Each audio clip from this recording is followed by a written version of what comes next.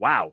Here we are once again. We're back with another CBC podcast. Believe it or not, that makes 3 weeks in a row. This must be some sort of record since 2020, I would assume. If not, nobody fact check me on that one, please, because I don't know. I'll say it's been at least a year. Yeah, It's got to be. You know, you look back on what a ride it's been. It's like you look back, and I did this just to be like, what was the top news like 2.5 months ago? And you look at a week, and it's like, oh, nothing was the news. That's literally it. It's like, okay, so now we're back at it. Just to give people a heads up, next week we're gonna do another podcast, and that'll be out on time. And we're gonna pre-record our end of the year discussion retrospective, a couple awards here or there that we do for fun. So you guys will be covered through the end of the year. And then, of course, we'll be back in the new year with more shows. And, well, then we'll be kicking it off with talking about Echo and everything, which we'll be releasing, which should be pretty fun, I assume. Hopefully, yeah. Hopefully it's not the new contender for the Secret Invasion Award. Right. Is that the second annual Secret Invasion Award? We're going to make that our official, the Secret Invasion Award, the worst thing of the year.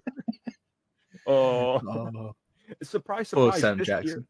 Look, this year, I'm just going to bury the lead. The Secret Invasion Award might not actually go to Secret Invasion. It's a pretty close tie with another property. Trust me, I'll jog your memory. I know what you're I think I know what you're referring to. I will not allow that to happen. We shall see. But hey, as always, it's good to be here. I am your host, Armin, and as always, I am joined by Mitch. Hey, it's been a while. Well, it hasn't been a while, but no. I'm too used to saying that now. Yeah, not that I've ever said it, but I'm used to saying it now. You're used to saying it, so we got a pretty good show here. I assume. I hope. Maybe we don't. I don't know. If that's yeah. Tradition, right? It's never. Yeah, we'll see. But with that in mind, let's just get to our first topic. So let's talk about Aquaman 2 forecasts. Now, it's gonna rain. There you go. This, look, we knew going into the end of this year, there was going to be an uphill battle for everything because of one, you can't advertise properly because you can't send the actors out there. The marketing budgets fell literally the lowest they've ever been because, well, the studios, what were they going to pay for, right? What was the point? Like, it was kind of like becoming diminishing returns. So going into this fall, we saw the Marvels was leading ahead of Aquaman 2 with anticipation. And then now we got Aquaman 2 early numbers. And what we see is that it's estimated to open anywhere between 35 to 55 million. Now, in its entire run, it's estimated to make half of the original film tops. So we're in a same position where most films have been in this year. And there's no way it hits 500 million. I don't see it either, honestly. No chance. I do not see it. I don't believe that. Yeah. Like, I don't know, like, what do you think is all contributing to this? Because, yes, there is a degree of, there is the whole, can't advertise and all that. But also, I think there's some of the same thing as the Marvels suffered through, where it's like, well, people also aren't interested in a sequel. It's been too far removed. There's bad buzz surrounding both films. There's a lot of parallels to draw between these two films, honestly. I think you could maybe make an argument, and a lot of people correlate all that stuff, but I think the two primary factors are A, you can't market because of the strikes, and B, no one can afford to go watch anything. Yeah. Yep. Yeah. Everything costs so much; it's ridiculous at the minute. You can't expect people to rush out how they did in 2019, like 5 years ago.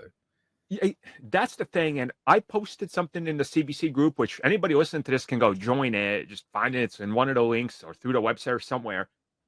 And it's Star Wars action figure that I was buying, the very same sticker that was there this past summer in June for $22.99 is now $34.99. And more people posted in our group finding prices. A Wolverine figure from Hasbro for like $38. Yeah, that's insane. Yeah, bro. If I did the math and I went and looked, you can either buy an entire set of 6 figures from Hasbro based on the latest Marvel, series or whatever, or you can go buy a Hot Toys figure for the same price. It's like, what has happened? Christ, that's like, insane. It's insane. I always thought like the Legends stuff or just the Hasbro, like the cheap toys quotes, right? The $20 ones, like to always be way overpriced regardless. Yeah. Like for what you get, like they're very overpriced. Right? Oh yeah, but now, like I understand like the Ewok you posted, why you've raised that price at the minute. Yeah. Because it's a unique mold, right? It's different. It's not one you can really it's not like a clone trooper, right? You exactly. Can't just reprint and then repaint them and all that. But still, it's insane money. It is, and to like bring it up to talk about the whole thing with Aquaman, because there's a couple figures I'm going to buy, regardless of every or whatever movie it's in, just because I want to get them to my collection. So I went and I was looking, and there was Aquaman figures for upwards of $30 from this upcoming sequel. And I took a step back and I was like, who is this for? And that kind of hit me then when I was just kind of standing there and, it's the Christmas rush. So people are walking by and trying to buy figures. Nobody was looking at these figures for their kids. And that kind of makes me think it's like, you can't even go to this movie. The box office is going low because if you're going to go, you're looking to spend $12, $15 per ticket and all that. And right now, money is tight for everybody. Inflation has skyrocketed. So it might sound like we are defending Aquaman 2 to a degree, and we are, but we're also defending everything that's underperforming. Like that's don't put words in my mouth. I'm not defending the movie in the I'll defend everything with this. Just Aquaman. You can literally go drown for all I care. But yeah, it's the fact that you have like the theater owners and the cinema owners worried that Aquaman 2 isn't enough to save like the winter season for movies. It's not making $500 million or 500 million. It's not making anywhere near that. No, I'd be surprised if it does more than what the Marvels did, to be honest. Honestly, I'd be very surprised. I would be too. Like it's going to be an uphill battle. There's also there is an amount of bad press. There is that the film genuinely doesn't look good. That's also another major factor. It's also just the same as the first movie.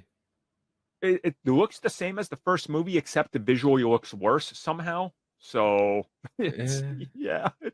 I mean, can't be paying those VFX people. God forbid. Yeah, no. How else are you supposed to get that 8th yacht in the fleet? Old Zaslav needed Spanish Armada going. It's. I don't know. Look, Aquaman 2 is right around the corner, so we'll be talking about it. Obviously, it'll be a topic. Once we get to the new year, the first podcast of the new year will be important because it'll be like the second weekend that just finished. So then we'll kind of know if it has legs or not, and word of mouth. When does it actually come out? So it was supposed to come out on the 15th, but then they delayed it to the 20th to the 22nd to have that Christmas. So Christmas week, ouch. Yeah. So what they did was strategically delay it till the 20th so they can claim a big opening weekend, because technically the weekend starts on the 20th to the 26th now, because it's like a 6-day week because of Christmas. Christ. They did that thing where it's like big Christmas opening, but it's like, but you're accounting for 6 days. Yeah, literally doubling the usual weekend. Yeah. It's a smart strategy by them because they can cover it up, but still, everyone will know. Yeah. It's like literally sweeping crap under the rug and everyone watching. Yeah, it's like, we know you're doing it. You can literally see it, but cool, I guess. Exactly. So, look, we'll talk more about Aquaman 2 when the film is out and obviously the box office results and everything. But for now, let's go to the next topic. So, Kang Dynasty, Secret Wars, they saw the light and figured, hey, we got to get the same person on board for both. And sure enough, they go to Michael Waldron, who is, he show ran Loki season 1 and got it off the ground and then did Multiverse of Madness, 2 of my absolute favorite MCU projects. So, he did good. I say I liked Multiverse of Madness. I haven't watched it in a while again, but I remember liking it a lot. I think a lot of the faults in that movie you can kind of attribute to them making him rewrite the script in the last week before shooting. Yeah. So as long as they give him the time, which it seems Disney's shifting back into how they used to be, like pre-2020. Right. Pre-Chapek era. I mean, remember the whole scenario with Waldron was he wasn't on board. He didn't work on the initial draft, even with Sam Raimi or anything. And then when all the shutdowns happened, and then when they decided to switch dates with Spider-Man, he was brought on as sort of like a emergency, fix this up. He fixed it. And then 8 weeks before the film was out, they had him rewrite the entire third act and the entire opening, and they reshot it, and the film still held together while he was working on Loki. Held together. Yeah, like it's very close. You can feel it. Yeah, you can feel somebody. Hey, we got to like jigger this thing around just enough so it holds together behind the scenes. Like, but it's like the old Raimi Spider-Man meme where he's like trying to hold the train. Yeah. I mean, hey, ironic that it's Raimi as well, right? So exactly, yeah. And Raimi's apparently, we haven't got as a topic, but he's one of the names that they want for. I think it's Secret Wars. Okay, it's one of the two. He's rumored, for one of the two, and also Doctor Strange 3 is allegedly still on his docket. So if this turns out to be true, I mean, I'm eating like it's my favorite food all year long. Apparently, it's like it'll be good. I like Michael Waldron from everything I've seen. Reading interviews with him, what I love about it is if they ask him the dumbest question that's not related to the thing, he will find a way to connect it to what he's done and try to tie it in. Yeah. Like, the dude has a way of making you go, yeah, sure. And then I don't know, it's like he's Kevin Feige of the writing department. He just finds a way to answer without answering, which is a kind of a key to, being able to pull off some of the PR things he needs to do. So yeah, he's actually had PR training. No, you can tell. Yeah. He sat in while Kevin Feige's like, this is what you say. He's learned, Yeah, he's not like Jamie Foxx and Alfred Molina just out here, telling the world everything. Yeah. No. Oh yeah, I'm in this movie. Yeah, it's multiverse Spider-Man. Like, okay, cool. Let me post this Photoshop image. Whoops. Like, yeah, I'm back. Like, oh, okay, that's cool. Cool. Now, also, I do want to bring up something that somebody brought up that I was like, yeah, I want to question this as well. Somebody explain this to me. Why did Marvel figure, hey, if it was smart to keep the same writer on all of these projects, like, Captain America 2 and then the Avengers films, to keep the same writers to make it make sense? Why were they looking at the sequel Avengers films being like, we should get different directors and different writers that don't talk to each other? How did they? Because, right, this isn't any fault of Feige's or Marvel's or anything like that. This is all a Chapek thing. It has to be. When you have one person writing 4 movies, that takes a while. Right? When you have that original output, it takes a while. When you're planning to have 2 Avengers movies within 6 months of each other, you can't physically expect the one writer to write everything. You'd need to have to split it up and essentially shoot side by side, like just staggered a little bit. Yeah. Whereas if you have the one guy writing everything, you have more time and it can flow easier. Again, and that's what I'd assume anyway. Yeah, and they found success doing this before, so why would you not do it that same way? Because you've got to pump everything out. That's why. True. How could I be so foolish about this? One draft, go, bang. Get it out, make $1 billion.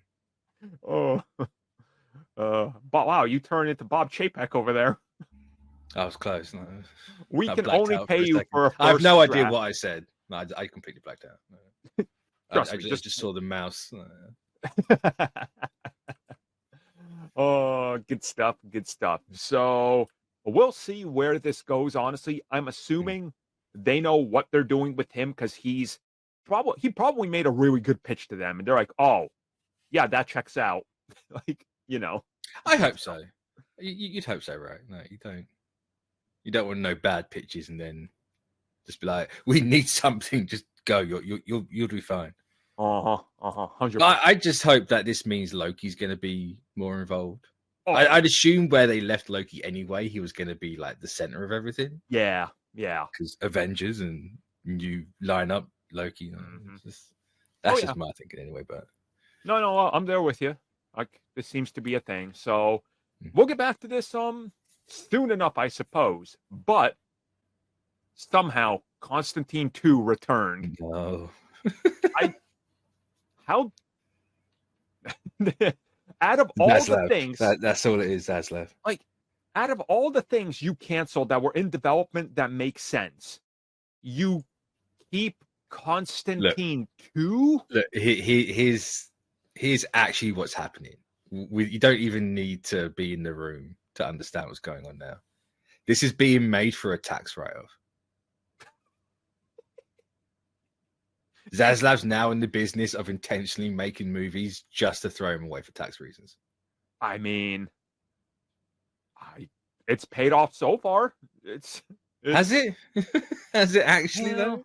A couple films, yeah. No, the last time they wrote a film off, they had like all the talent that were talking to them just bounce and not attend the meetings they were supposed to.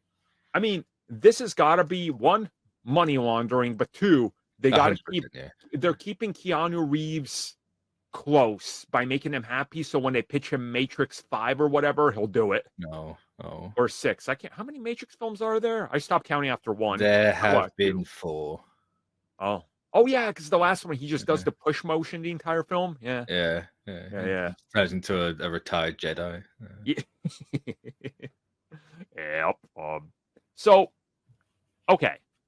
So looking at a sequel to a film that failed in box office, failed with reviews, and nobody looks back at fondly besides the people that go, back in my day, films were better because they took risks, aka bad films are nostalgic now. So yeah, it's either the revisionist histories or the 6-year-olds at the time.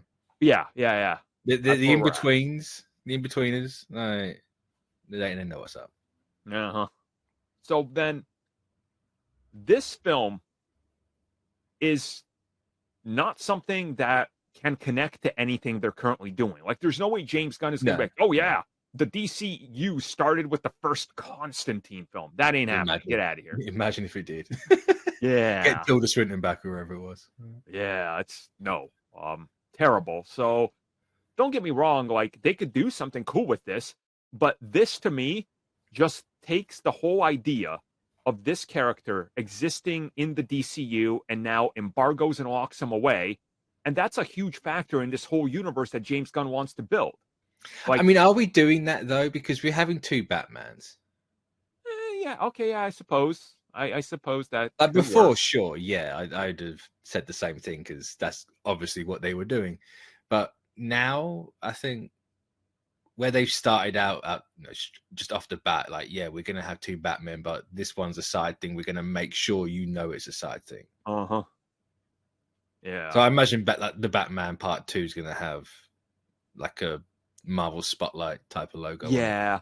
I suppose they could do, hey, here's Constantine 2, but don't worry. Swamp Thing teams up with the Hellblazer. 100%, yeah. Split the difference on it and go with it. So this is Constantine, we're Constantine. There you go. One's pronounced correctly, the other one isn't. It's Mr. Burns with the ketchup sets up. It's like, what are you looking at here? Oh man. There's always a Simpsons meme for everything. Everywhere. For anything, it could be a Simpsons meme at this point. They're like 39 seasons in or something, so you can find a reference to everything. God. Yeah. So I'll watch this film when it comes out because I am morbidly curious. If I wanted to watch this type of movie, I just watch the Underworld movies. Oh, and those are good. Yeah. The original Constantine, or Constantine, sorry, I shouldn't betray my roots. The original Constantine felt like America's attempt at an Underworld movie. Yeah. So we need that European like monsters, demons and monsters type of movie. That's slightly cheesy. Yeah. It's true though. Like, there's a market for it, but I don't think it's equal to that specific version. And what also, you want. Like, let me I don't have it on the top of my head, sorry, but let me look up what the budget was for the original. Came out in 2005. Way too much. It's got to be less 100 than 100 million. million. I was about to say it's got to be less than that. There's no way. Does it come out 2005? Yeah. And it costs that much? Jesus, they had some confidence so, in that movie back then. So God this damn. new one's minimum going to cost 100, probably around 150. I bet it's going to be like 50 mil. I mean, if they were to go super grindhouse and cheap, I think that would serve them way better. But I feel like just to get Keanu on this, they're giving him 25. Yeah, you can make a Constantine movie for 25. That's simple. I just want Keanu smoking, walking around Prague that they're going to say is New York dungeon, like crawling and being like, here you go. Just fights monsters. I mean, is he still going to be suicidal? Like, is the whole plot of him trying not to kill himself? Like, oh, that's terrible. And then he has to, he wins the movie by unaliving himself. No, is this? Yeah. That's a plot someone made. I've never really thought about it until now. This is just reminding me that I don't want this to exist. I just want him in the DCU. Thanks a lot. I've forgotten most of that damn movie. Like, that's all I remember. And actually, there's that and that weird shotgun cross thing he had. Oh yeah. I'm having a problem right now because I'm mixing elements of this film with that terrible Underworld spinoff, I Frankenstein or whatever that they then was I Frankenstein an Underworld spinoff? So is it I Frankenstein? It's the one that featured what's his name? Two-Face as Frankenstein. What's that movie? I can't remember.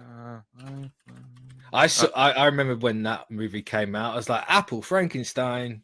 Yes, so it is I Frankenstein. So the ending of that film, they actually were supposed to reveal that he meets up with Celine, and it was intended to be part of Underworld, but when it reviewed so terribly, they removed that scene.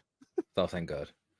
Yeah. Of all the bad choices Underworld made as a franchise, that's the best one, yeah. I miss those movies so much. I love how this is turning into Underworld Good, the podcast. It's fine. It's what happens when you get two Europeans together. It's true. This is straight up my alley. Doesn't matter what part of Europe you're from. Everyone enjoys Underworld. So, no joke, the last comic convention I was on, I was just walking around talking to somebody, artists and stuff, and one of the women was like, I was talking with her for a while, and she looks at me, she goes, I don't mean to sound like I'm insinuating, and don't let this offend you, but are you Eastern European? And I just looked at her, I was like, how do you know? She goes, you have a vampire tattoo symbol on your forearm. I was gonna say, were you wearing a tracksuit at the time as well? I did have Adidas, yes. there we go. As my comfy clothes. And I was like, how did you know? Like, well, kind of stereotyping. And it was funny enough because she goes, well, actually, I drew for one of their art books, and I'm also Eastern European. I was like, oh, we can tell each other. Like, you just look at each other, you go, yeah, you look that part. So yes, vampires and these types of monsters are in our blood, apparently. Nice. So yeah, gay da, but Eastern European da, something else. So that's why we like Schlock, but we're not even sure we want Constantine too. That's what we're saying. That's what we're saying. There's Schlockman, there's Constantine too. So, moving on from that, we're just going to move on to our last topic, Kang. The future of Kang and Kang being recast. So as we're doing this, just so people know, the ongoing trial for Jonathan Majors is very much ongoing at the time we record this. It's not looking good. It is not looking good. Yikes. Not to laugh at it, but if I was him, I'd be sweating. So in case people missed it, the accuser / the victim, let's put it that way, that's what she is. She played this recording that's like, oh, Jonathan Majors having a breakdown and demanding things from her and all that, and it's out there. You guys can go find everything, but this is how dare you not be Michelle Obama? I'm no. Yeah, that's a thing someone has said. Yeah, and it's definitely been an interesting thing to keep up with, but at the same time, we're hearing a lot of buzz. One, people are like, they're going to recast him. Two, some people have said he can't be recast because it's in his contract. Now, look, unless he has the greatest agents in the world that can negotiate that type of thing, that is, and I'm talking as somebody who knows people who work in the industry and knows somebody that's connected to a casting agency. I've never heard of this in any contract ever. No. To me, this is an obvious that someone's misread what someone said. Like, yeah. No other version of Kang can be anyone else. Yeah. Right? That's one thing. Not being able, not letting him be recast, two separate things. And also, that's the thing. Like, these studios have it in there. And I know this for a fact. I know this for signing contracts when I was like an extra on something, you know, like even if I didn't get to it in time or whatever, because I've done things, obviously, people know I've talked about it. I've done shoots where I was behind the camera and I've seen some of these things, how they go. There is very distinct wording in there. The studio always wins. There is no scenario where they did not say, hey, if you get into legal trouble, your contract, no matter what's in it, is nullified. That is something they put into all of their contracts. I know this for a fact. There is no scenario to me where in his contract it says only he can play Kang in every variant, and if they decide to abandon Kang, then nobody else can play him ever. That can't happen. That's the studio. That's like, imagine if Sony for some reason was to be like, hey, for eternity, only Tobey Maguire is Spider-Man and no one else. Nobody would agree on that. Literally nobody. Like, that's impossible. So I don't know. Like, I think there's a lot of miscommunication and things that have been said that have been maybe misinterpreted by insiders or people passing on the scoop or whatever. And it kind of gets just lost in the shuffle and becomes 100% what it is. So someone said, no, they can't just have another actor play Kang. Yeah. And someone's gone, cool, they can't recast him. Exactly. Yes. Yep. Yeah. That's literally all this is. There's literally zero possibility that they can't recast him at all. Yeah. They can easily just stop that contract whenever they like. And they're going to. If he loses this trial, guess what? If he gets that year sentence, he's done. Mm-hmm. Yep. You won't have him as Kang anymore. They will literally find someone else. And I also do want to bring this up because it's happened in the MCU. Edward Norton signed a 3-film deal for The Incredible Hulk and 2 Avengers. That's what was reported way back when. At least they confirmed the whole Avengers thing, because he was supposed to be Bruce Banner in that, so that's 1. And they were talking about Incredible Hulk 2 and 3. And guess what? Marvel Studios, when he broke contract and he talked bad about Universal and them, that was enough to go, give this guy the boot. So Majors is in the same position, and they could recast at any point if they want. And I do think that, honestly, depending on how this case goes, there's a chance that now, even if he was to be innocent, there is a belief that there is too much bad, like a bad cloud around him to keep him. And I could kind of see why some people are saying that now, you know? I mean, it worked out for Johnny Depp, right? Oh, yeah. Yeah. I know people would love to think that man's innocent, but he lost that defamation trial in the UK for a reason, right? He's not a well-hinged person. I think, and there was also the whole, not that it was hugely widely talked about, but the whole thing with Josh Brolin before. Yeah. He's had some stuff. Like, I mean, literally, the MCU was built on Robert Downey Jr. of all people, right? Yeah. Obviously, that he's slightly removed from times, right? But there's always some people have always got baggage. Half the time you can't get away from it. Not really defending Majors if this is all true, but I think if he wins it, you can keep him. Yeah, I don't think they'll get rid of him. They haven't got rid of him yet, right? Before anyone would have just dropped him. Oh yeah. Before the Depp and Heard trials, everyone dropped Johnny Depp. Yeah. Disney dropped James Gunn instantly over tweets that MAGA people brought up. With this, I think they'll probably keep him just for the sake of continuity. Yeah, honestly, it's unless something horrific happens, some more evidence that's like, oh, you didn't see when Jonathan Majors was Sam Fishering around New York choking people out when they didn't see it. It's like, okay. At this point, there's evidence of him literally, like, I don't know, attacking people from, like, it's... I'll say for what I've seen, I haven't looked at it a lot, and I kind of need to before I open my mouth, really, but I'm going to do it anyway. It seems he's just, like, if you're going to cheat on your girlfriend or your partner or whatever, right? And they take your phone, you're gonna act like scramble to try and get the phone back, right? That's just a basic human reaction, right? Yeah, you can't fault him for that. He just seems to have dialed it up a bit too much. Like, sure, if he's like purposely clocked her over the side of the head with it, and it's not just a case of he's hit her in the head and trying to get his phone back, like. I mean, not defending him, but he's just trying to get his phone back, right? Like, yes, he's an arsehole, but he just wants his phone. Right, yeah. But if it's like intentional, like closed fist to the temple, yeah, like enough. Like, get the guy gone. He just seems, from how it is now, like it's just not blown out of proportion, but like he's just eccentric to a fault. Yeah, right? Like, yeah. I could.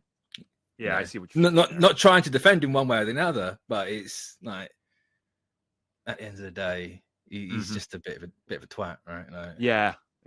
So if he goes down for a year, then it'd be unfortunate because he's a fantastic Kang. He's never done anything bad as Kang so far, right? But if we have to recast him, we've got to recast him. I'm just gonna move on with my life. Yeah,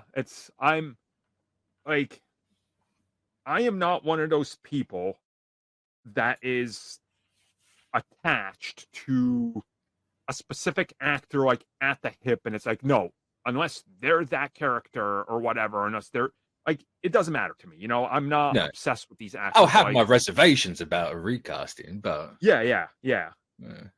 But when you have a character like Kang, and you've already apparently killed off the Conqueror that you marketed for Ant-Man, exactly. Who cares, right? You can have a different one. It literally doesn't matter. Yeah, so like, as long as it's not a white guy, right? That'd be a bit weird. Let's not recast Kang as a white dude. Like, Majors or no, that would feel a little bit weird at this point. Yeah, it would. Yeah, especially when you have the entire like amphitheater of Kangs. No, let's right. No, let's not do that route, please. Yeah, it'll definitely be interesting to see how this whole thing plays out, because the whole Major situation is getting a lot of, attention. And you got to think there is a degree of, like, everybody's eyes are going to be on this, especially now. It's still relatively slow in the news sphere, right? So, yeah, because it just started, right? Like, so it's getting a lot more focused than it would have at other times, which, again, fine, whatever, it is what and it also is. The thing they've come out with is just elaborating on what we knew already. Like, there was nothing that, at least I've seen, that revolutionary and new in it. Apart from the whole, you have to be Michelle Obama sort of thing, which egotistical, like, bell end, like, cool. He's an actor. I'm shocked, right? Like, I know, right? Who'd have thought? Everyone said it for decades that these actors have got massive egos, and then one comes across with a massive ego. I'm stunned. Surprise. Yeah. I mean, we'll see how this whole thing goes. Obviously, we don't know just yet because the case is ongoing, but I'm assuming there will be things that get out into the public, right? That are... Yeah, because haven't they got that, like, super secret evidence that no one's ever seen before? Right. That's... Like, I can't remember which side has it, but someone's got it. Someone's got it. What is it? So hopefully that there's a smoking gun here that they can pull out and be like, here you go, aha, innocent, and we'll see. Whatever happens, we'll obviously know, and we'll talk about that whole scenario, and then you'd be like, surprise, it wasn't me, it was my twin sister, Joanne Majors. Right. Boom. Oh, yeah. Oh, so let's be honest. At the end of the day, he's not even gonna go, like, in prison. He's or jail, whatever it is. He's not gonna do time. He has money in America. Exactly. He can walk. Right. He might get something bit more because he's not a white dude, but exactly. we'll so see. So I guess that's gonna bring us to the end of that topic as well. We don't want to go too much on things that are just kind of speculative right now still. So that brings us to, I guess, the end of the show where we're gonna have a little wrap up. So obviously there will be a bonus topic we're gonna do for members, and that's regarding Spider-Man in Venom 3, some of the rumors that have hit in the last couple of weeks in regards to that and the potential of it and teases and things. So we'll see what happens.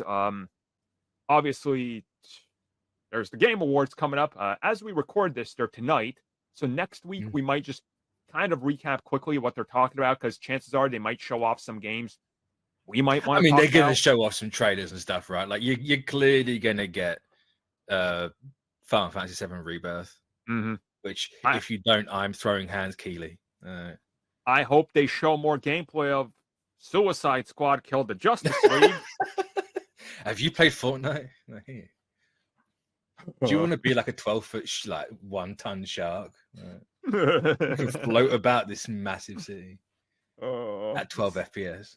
Yeah. Well, but right, come, before we end it, who do you think's got the big one?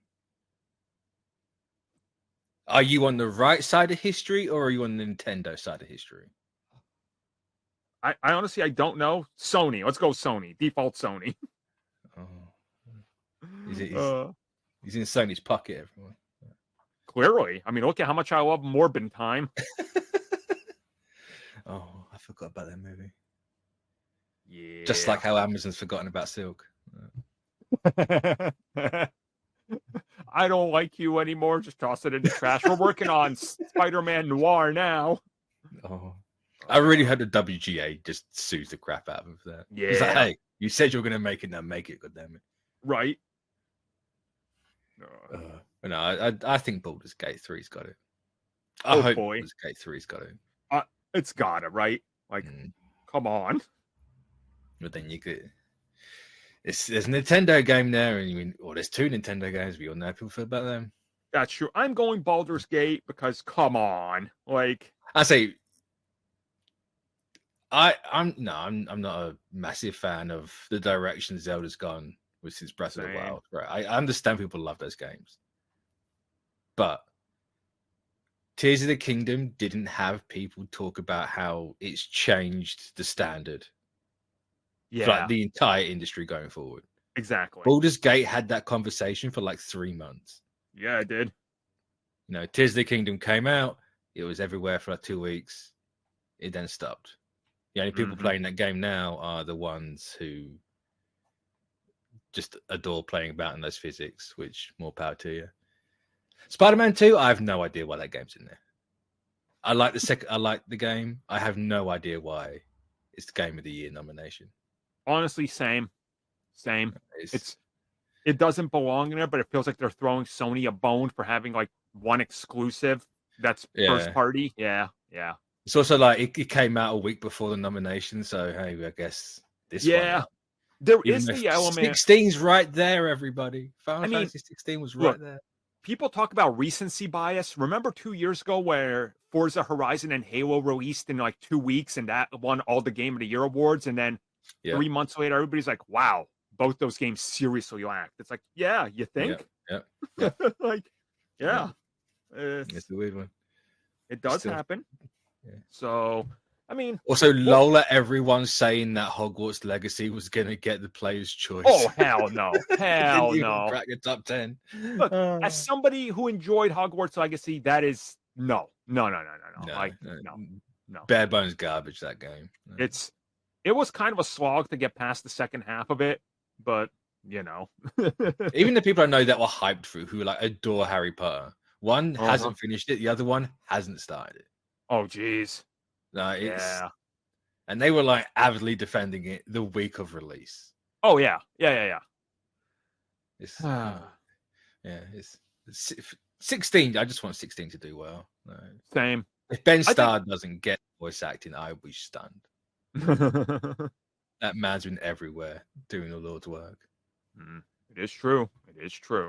So I suppose next week we'll do a little recap of the Game Awards. We'll give our personal ones the week after, because we're going to have a giant best of the year award show. We're probably just going to toss together like 20 on the fly random things, and we'll talk about them briefly, and it'll be fun. 20, goddamn. 20 nothing what? to be serious. 20 random awards. That's what I'm a promise. Oh, I was going to say 20 like nominations game of the year. I'm like, god damn, I played like 3. Nah, it'll be so like behind. Worst project Sam Jackson was in 2023. Take a guess at what that is. I think I know who's winning the Secret Invasion Award. Secret Invasion Award. So, yeah, everybody, look forward to the end of the year. We're going to close it off with a couple of great shows that I'm promising. I just had a thought. Do the Razzies do TV shows? Or are they just movies? Oh, if they did the TV show, Secret Invasion's I was going to say, could Marvel win a Razzie? That would be the best and worst thing ever. The competition might be a little stiff, though, because didn't Gotham Knights release this year on CW, or was that last year? I can't remember. I don't remember. Gotham Knights CW. I actually have no idea. I'm Googling this up. Oh, wow. It premiered in March of this year? What? No. Damn. Wow. No, that can't be right. 1 season, 13 episodes. It got canceled in June? This thing lasted till June? Oh. I say it didn't get canceled at the gate. That's surprising. Yeah. Wow. Even they forgot about it. Damn. Yeah, that's telling. So there we go, everybody. Join us for the next couple of weeks of some fun topics, awards, and random crap before we end the year. So we'll see you all next week.